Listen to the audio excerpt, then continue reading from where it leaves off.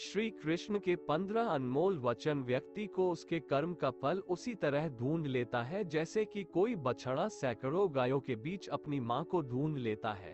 आत्मा ना तो जन्म लेती है और ना ही मरती है, ना ही इसे जलाया जा सकता है, ना ही इसको भिगोया जा सकता है। आत्मा अमर और अविनाशी है।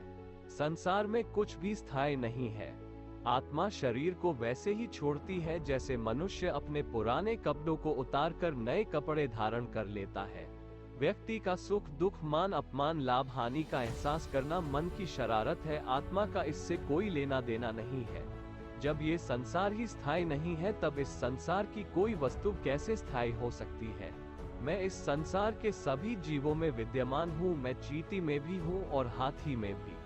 संसार के सारे रिश्ते नश्वर हैं और केवल शरीर से जुड़े हुए हैं। जैसे ही व्यक्ति की मृत्यु होती है और आत्मा शरीर को छोड़ देती है, आत्मा का शरीर से जुड़े रिश्तों से कोई नाता नहीं रहता।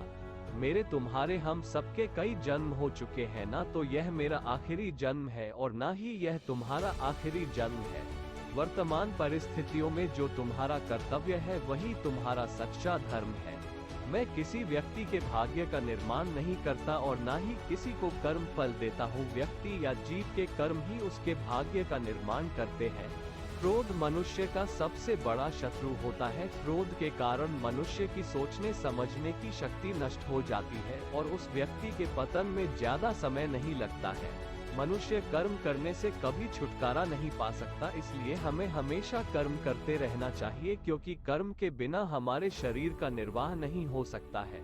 परिवर्तन होना ही इस संसार में स्थायी है, इसलिए मनुष्य को परिवर्तन से कभी नहीं घबराना चाहिए। मनुष्य का अपने मन को नियंत्रित रखना किसी घोड़े के नवजात शिशु को नियंत्रण में रखना जितना कठिन कार्य होता है।